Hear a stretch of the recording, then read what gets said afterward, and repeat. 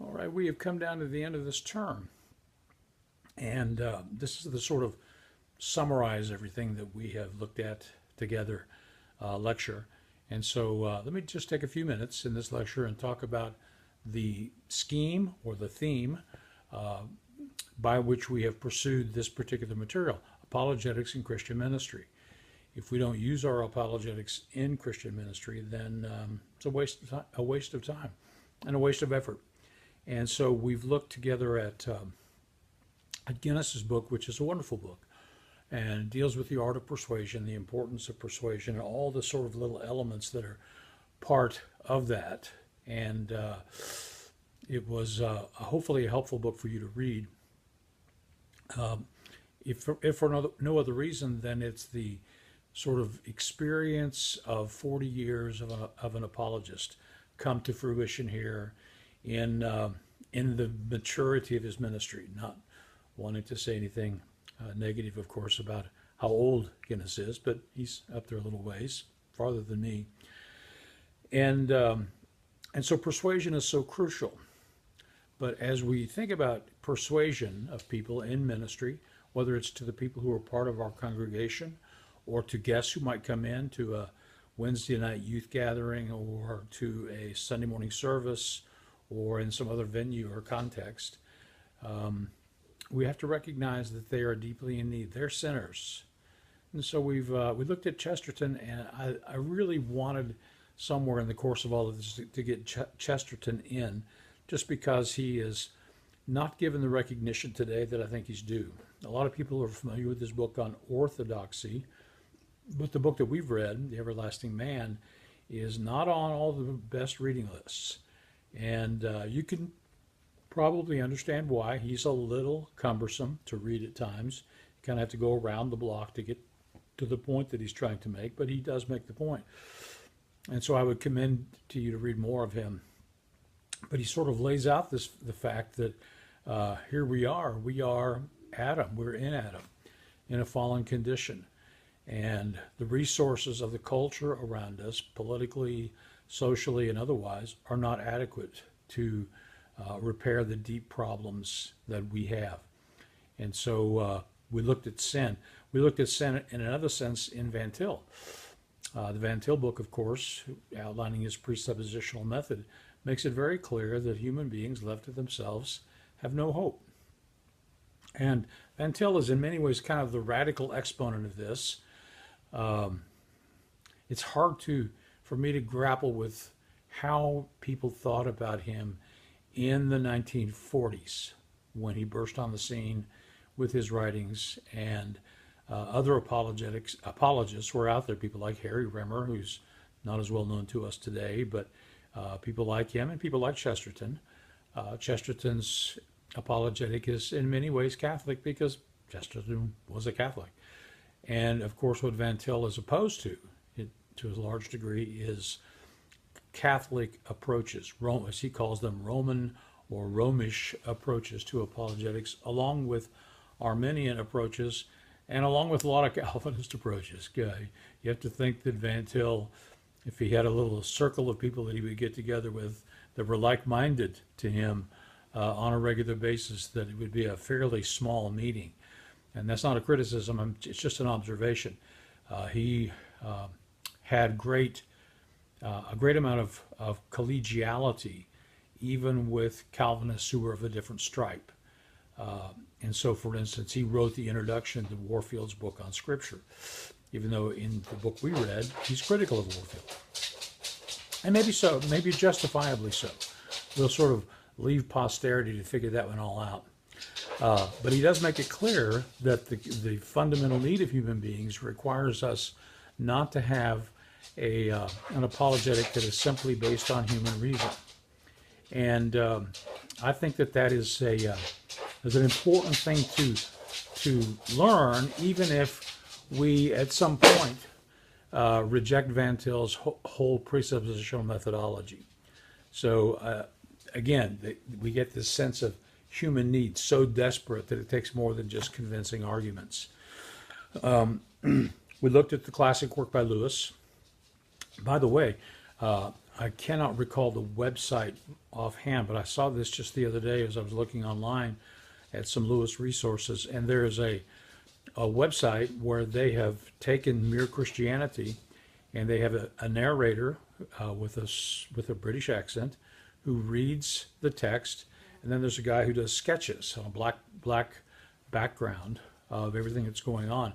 Really does enhance the effect of reading and listening to Mere Christianity. And so I would recommend that y'all kind of hunt that down if you want to do a little bit more work on Lewis, and especially if you want to introduce Lewis to a wider audience at your church. Showing them one of these 8 or 10 minute videos, I think, would be a very fruitful way of getting people interested in Lewis. And of course, when you hear it read out loud and you think about what it would have sounded like in the 1940s on BBC radio, you realize what a genius he is, not because he is able to speak in intellectual jargon, but because he can simplify things so well. But in the Lewis book, of course, we see here's this, again, a sort of a Catholic approach. He's appealing to natural theology. Lewis, of course, was Anglican. And aside from Van Til, other presuppositionalists like Frame would allow for that sort of thing as being part of the apologetic method, as long as we don't put our hope in that. So I think that looking at that material together is fundamental, and probably many of you had read Lewis before, but again, it's good to be exposed to a book like that over and over again. I've read the book, I don't know how many times now over the years, but I always find it refreshing to read again. We looked also in terms of Christian ministry issues at the McDowell book, which was a sort of practical, how do you do apologetics in this situation? And probably as you read the various chapters, there were some that you liked more than others, which means there are some you didn't like as well, and maybe some you didn't like at all. And I will confess to you that there were a few chapters in that book that kind of frustrated me in one way or another. But I think overall, the effect is good. And of course, thinking about the book as a whole, with all 16 chapters in the book, the overall impression is the importance of listening to people and not just jumping in with a sermon or with a canned apologetic approach, but hearing from them, whether they are women or whether they are people from a different country and culture, from a different religion, people who are homosexual, people who come from a different mindset than we do, and of course realize that we're dealing with people who are hurting in one way or another, some far more than others. I thought the Josh McDowell chapter in the book was helpful as he kind of bared his soul about his own life.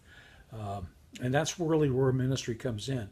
So I think that book is helpful, not so much in, let's write down all of the ideas that we found in that book and make sure we use them when we go to church or when we go to a cafe, but rather the impression that it gives of the importance of making sure that we're people-oriented, we're not argument-oriented, and that we love the Lord and love the apologetic task by loving people and being willing to hear from them, and being willing at times to take a long time to minister to them and reach them with the message of the gospel. The 5 Views book was something that I had actually thought about using in the previous class, the Apologetics 6313, but I felt like it fit in better right here. And again, it's a little off of the theme of apologetics and Christian ministry, but I think it's important for us to say, okay, when you think about apologetics, there really are 5 basic methods. And I know some people who would say, well, they didn't get mine in there. But I think that for the most part, they did. So whether it's a combination approach or whatever the approach to apologetics people might have, I think it's pretty much captured in those 5 chapters. And I'm grateful to Steve Cowan, a friend of mine, for putting that book together. The responses are helpful. We didn't look at the responses in terms of answering questions or anything, but I think the responses in that book are quite helpful as well. I hope this course has helped you focus your attention and your concerns around the apologetics task as a ministry. The apologetics task is something that's connected to your church. Churches need to talk about these things. I'm speaking at a church in Newcastle, Indiana this fall on apologetics on a Saturday night and a Sunday morning, lo and behold. And then in January, I'm speaking at a pretty big church in Huntsville, Alabama, about apologetics, the scientific aspects of apologetics for us today. I'm proud of pastors like that and churches like that who realize we need to do this. And of course, when you do something like that in a church, you got to put the cookies down on the bottom shelf. You can't expect people to know what you know or to have read what you have read. But this is endemic to what we do and who we are as ministers of the gospel. So God bless you. I hope the rest of your summer is great, and we will be seeing each other around sometime in the future. I'm sure. God bless.